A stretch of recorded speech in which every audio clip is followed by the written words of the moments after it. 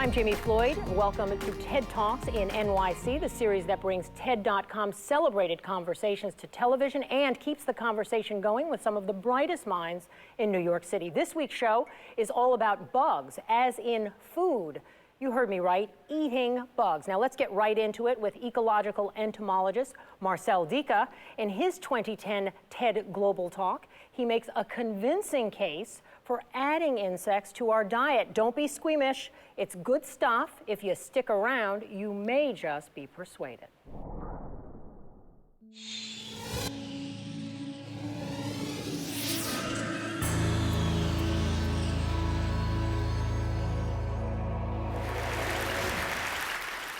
Okay, I'm going to show you again something about our diet. And I would like to know what the audience is. And so, who of you ever ate insects? That's quite a lot. But still, you're not representing the overall population of the Earth. Because there's 80% out there that really eats insects. But this is quite good. Why not eat insects? Well, first, what are insects? Insects are animals that walk around on 6 legs. And here you see just a selection. There are 6 million species of insects on this planet. 6 million species. There's a few hundreds of mammals, 6 million species of insects. In fact, if we count all the individual organisms, we would come at much larger numbers. In fact, of all animals on Earth, of all animal species, 80% walks on 6 legs. But if we would count all the individuals, and we take an average weight of them, it would amount to something like 200 to 2,000 kilograms for each of you and me on Earth. That means that in terms of biomass, insects are more abundant than we are. And we're not on a planet of man, but we're on a planet of insects. Insects are not only there in nature, but they also are involved in our economy, usually without us knowing.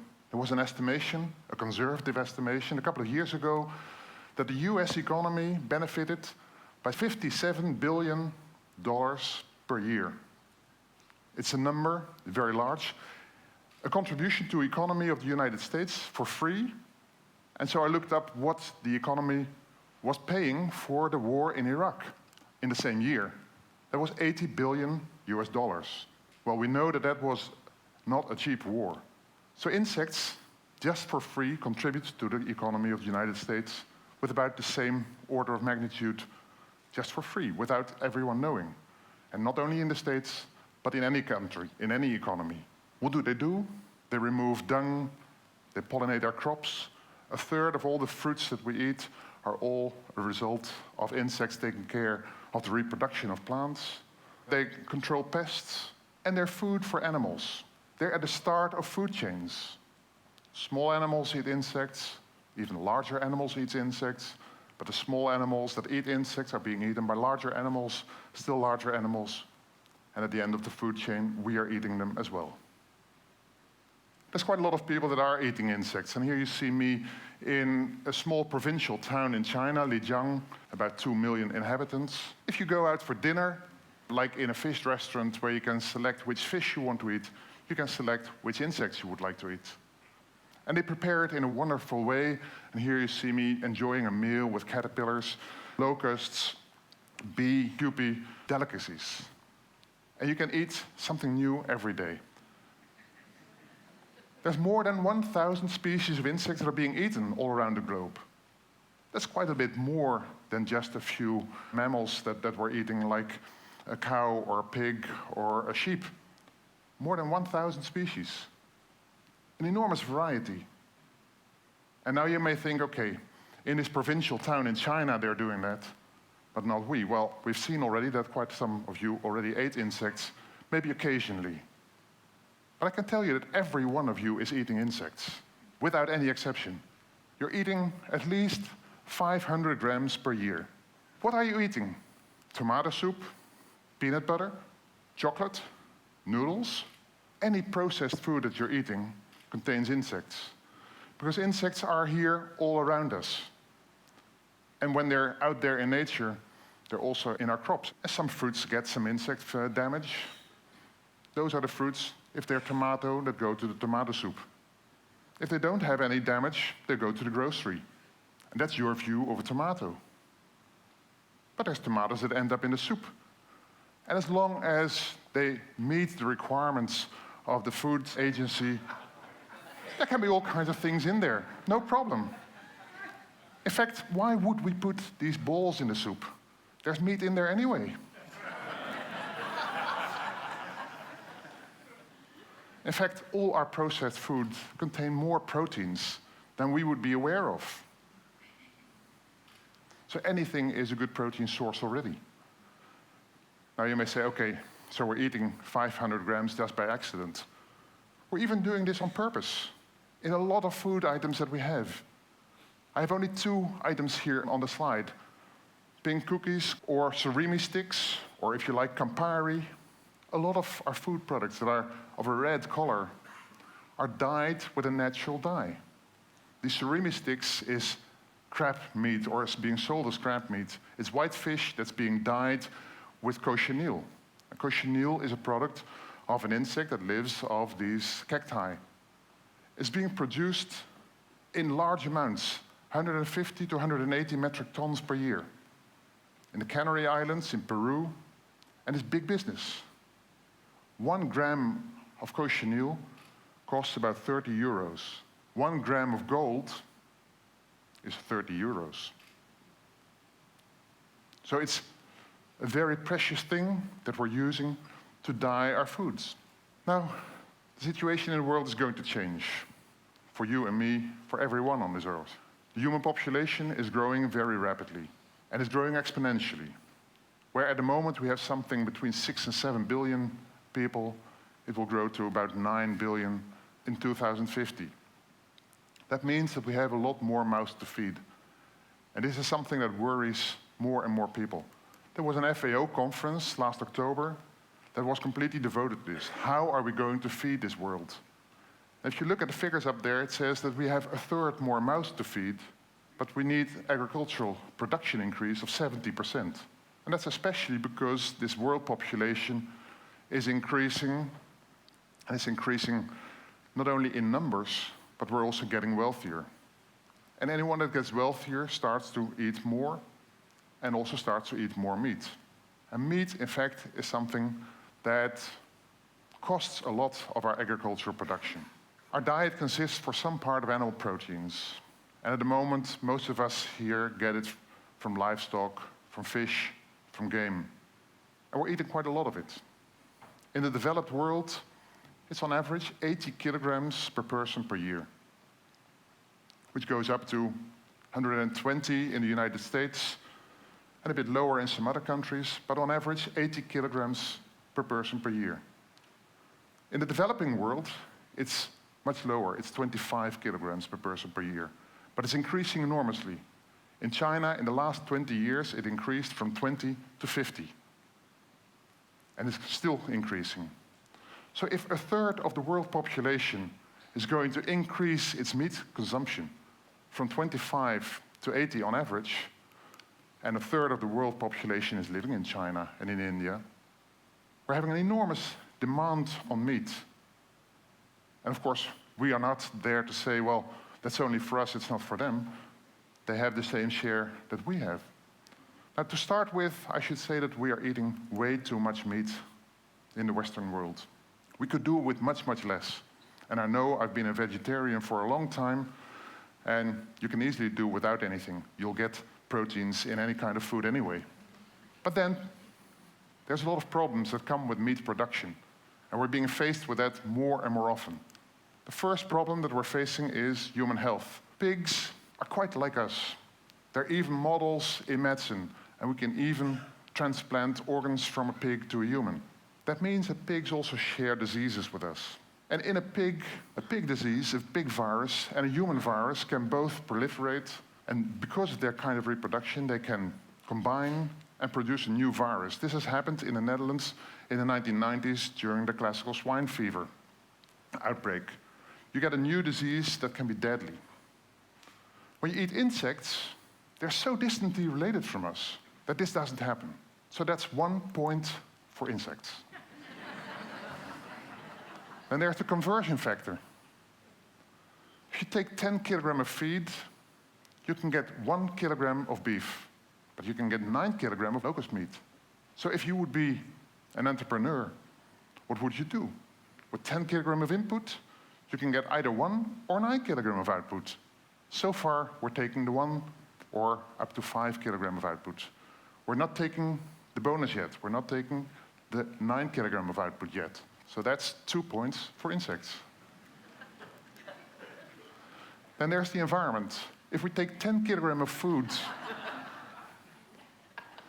and it results in 1 kilogram of beef, the other 9 kilograms are waste.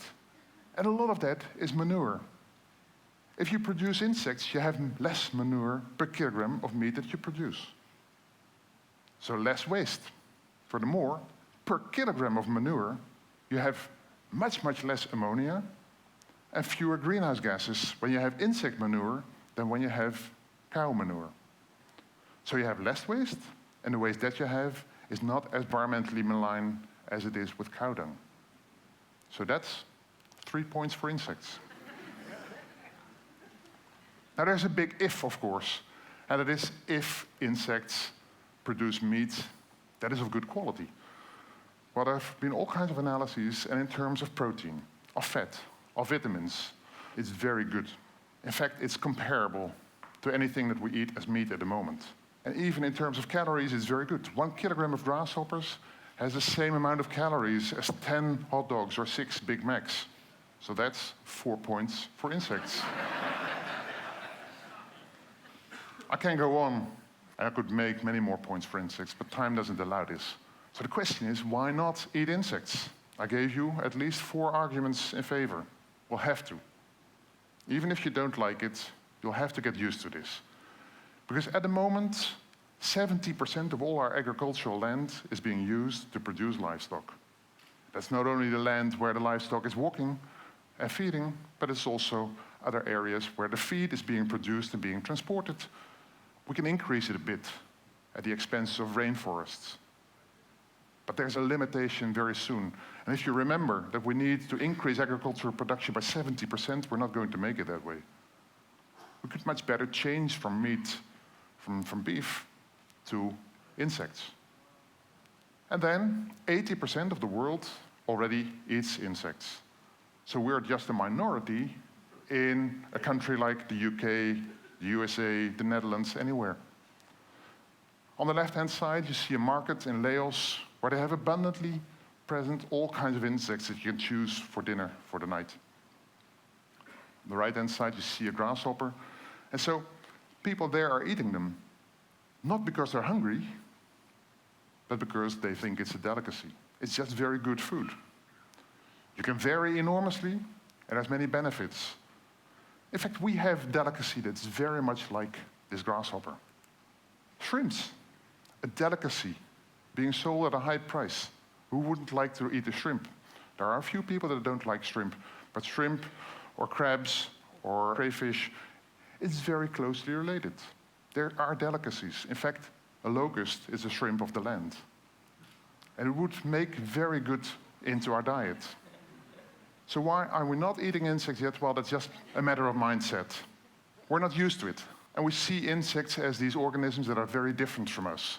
That's why we're changing the perception of insects. And I'm working very hard with my colleague Arnold van Huis in telling people what insects are, what magnificent things they are, what magnificent jobs they do in nature. And in fact, that without insects, we would not be here in this room. Because if the insects die out, we will soon die out as well. If we die out, the insects will continue very happily. So we have to get used to the idea of eating insects. And some might think, well, they're not yet available. Well, they are. There's entrepreneurs in the Netherlands that produce them. And one of them is here in the audience, Marjan Peters, who's on the picture. I predict that later this year, you get them in the supermarkets. Not visible, but as animal protein in the food. And maybe by 2020, You'll buy them just knowing that this is an insect that you're going to eat. And they're being made in the most wonderful ways. A Dutch chocolate maker.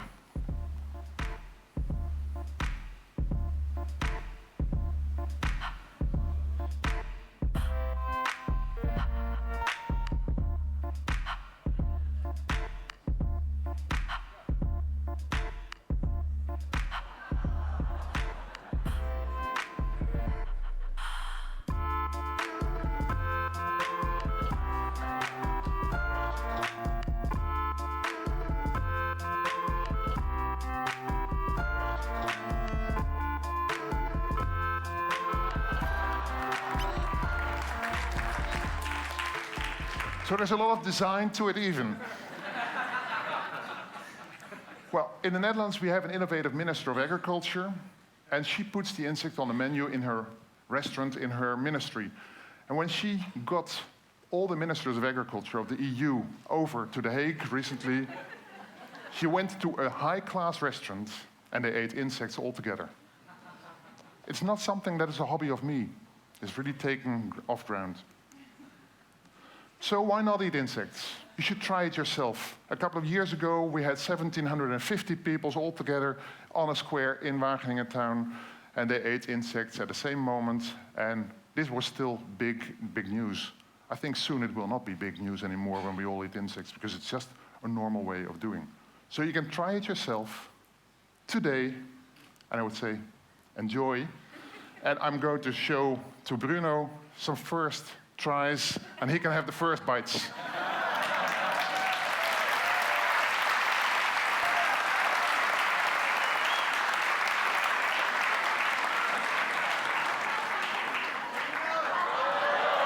Look at them first. Look at them first. It's all protein. That's exactly the same you saw in the video, actually, and it looks delicious. Let's just make it nuts or something. Thank you.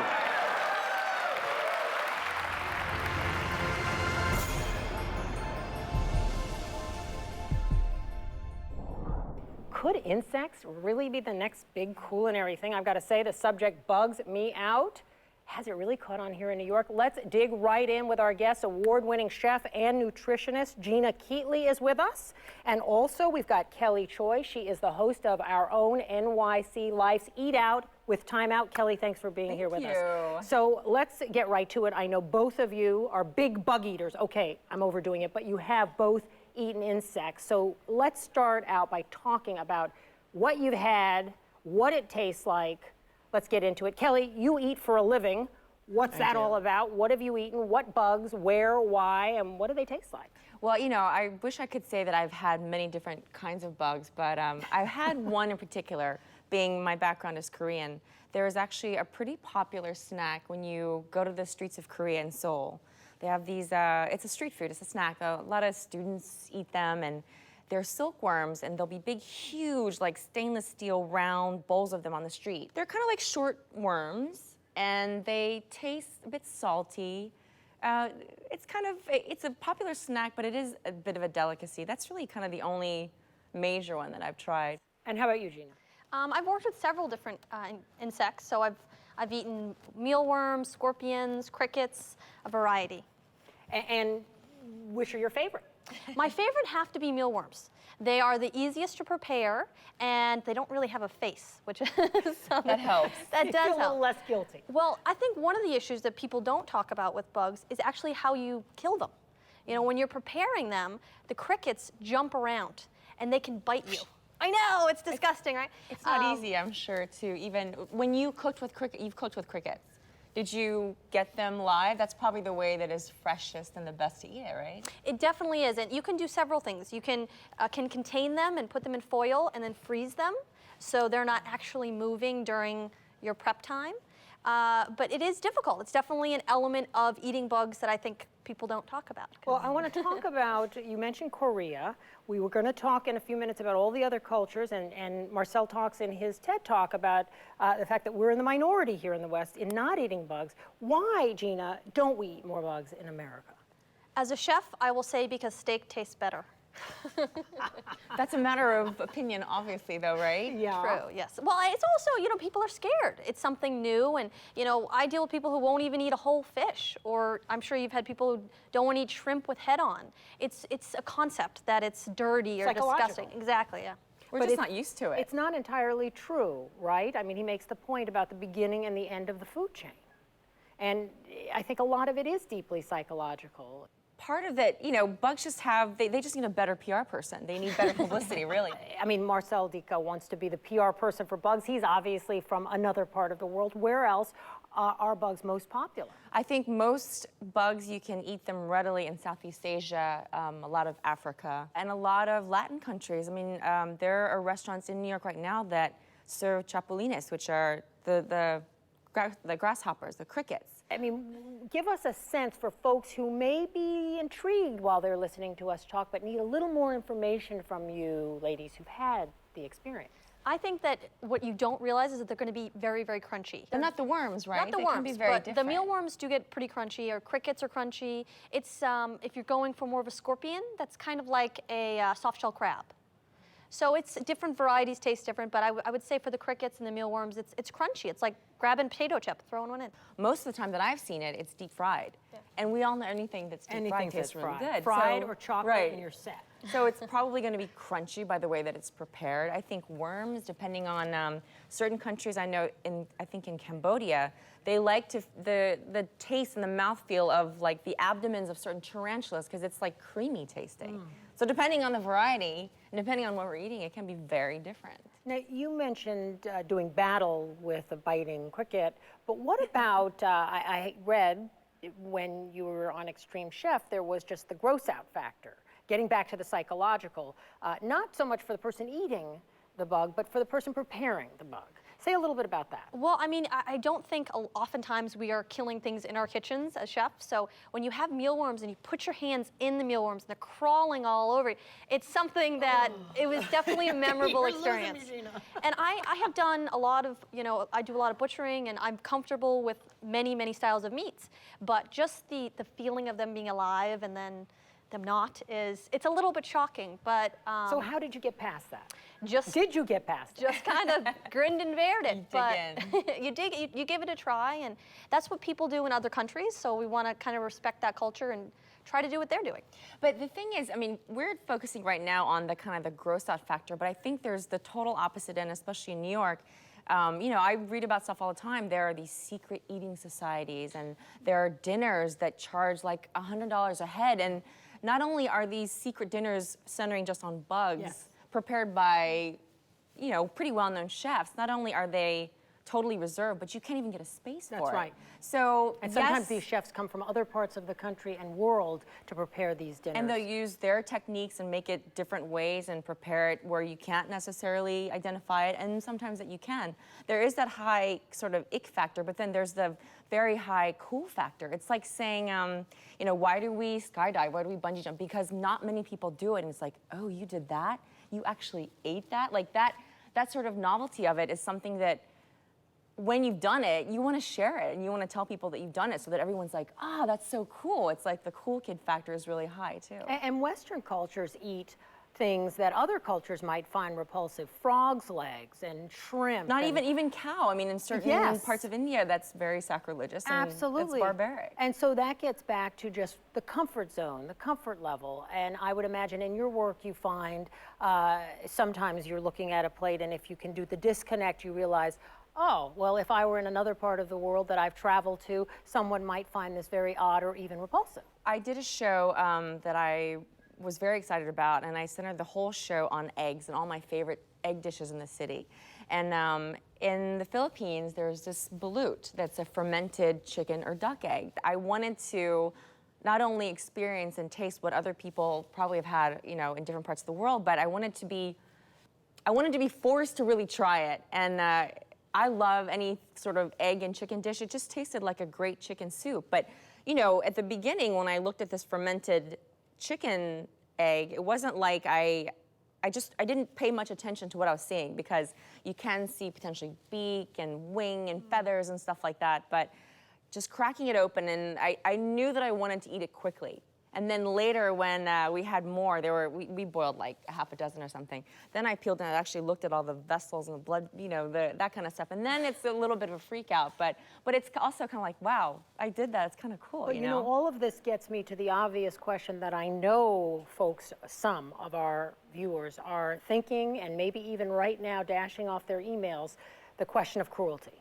You use the word kill at least twice with regard to the bugs. I know you must get this question yourself. You talk about butchering, now we're on the question of just animals in general. And I've covered this issue of eating bugs before, and always get emails and phone calls and comments about insects as living creatures. What about that aspect of it? Gina. Well, they are definitely living creatures, but I'm a chef, and so I'm not a vegan or a vegetarian. I understand that most of our society eats meat, and that's a part of my job. And we try to do our best to be, you know, kind to the animals or insects, but it's part of doing business. But you know, Marcel brings up a great point in his lecture as well. If we're talking about cruelty to animals, this is a lot less cruel to the environment, and ecologically it's a lot better, right? Precisely we're killing, his point. right? I mean, we're killing cows, we're killing chickens in very inhumane ways. So if you compare the two, actually, it's, I don't know. Some people would say it's a lot kinder to be eating and killing bugs. So do you think it'll catch on here in New York? I think it already has in some circles. To a large degree, it has to be more easily available. I can tell you where you can get bugs right now. Tell us. A pet store. Bugs come from pet true. stores. Because when you're looking at mealworms or crickets, those are things that you would feed to reptiles. So whenever I do prepping of any sort of, you know, or tastings, I'll hit the Petco. I'll tell you where else you can get bugs. Right here on our table. Bon appetit. Now, Gina, do you know what we have before us? Do I want to know? You do want to know because you're eating bugs. That's what's hot. So we have them two different ways. We have them, of course, sweet. So we have them dipped in chocolate here, white and milk chocolate.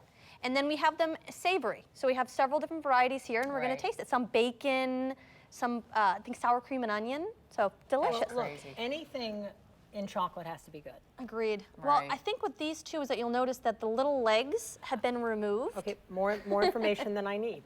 Let's smell. Okay, I'm going for chocolate. I don't really. Oh, I'm totally a savory tell girl. what you're going savory. I'm Yeah, going wait. Maybe I'll try. What Licking is its the? Are eyes. these cheddar cheese? Oh, come on, Gina, you have to Look play at that. ball. She's in. Guys, you didn't cheers with me. Oh, I'm sorry. Oh, that one's Never totally good, looking right? at Another me. one? Don't look. Don't That was look. sour cream and onion. Cheers to bug Aw, eating. They love They each are other. crunchy. Jamie. They're good, right? Well, they're crunchy. Anything in chocolate is good by me. Agreed. I cannot thank you ladies enough. Gina Keatley, Kelly Choi, thank you so much for being with us today. And that is our show. Join me next time for more compelling conversation on TED Talks in NYC. We leave you with the tasty bug treats sampled by some of our other TED Show panelists. And thanks for watching. I'm Jamie Floyd. Do this with hesitation because I love crickets. They make such sweet music. I'm going to try a chocolate-covered cricket. Surprisingly crunchy on the outside and soft on the inside. That is very good. Here, would you like one? Crunchy. Tastes like a Kit Kat. You can dip them in chocolate. You can sprinkle them with sugar. I'm just not going to go there. It's crunchy. And I'm sort of disgusted. It's the future. It's pure protein. Were these killed humanely? I will not eat this chocolate-covered worm, and I will not eat the chocolate-covered cricket because I don't know their calorific value. I try to stay kosher. So no.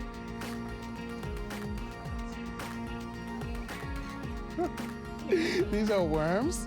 Worms and crickets. This is ridiculous. Okay.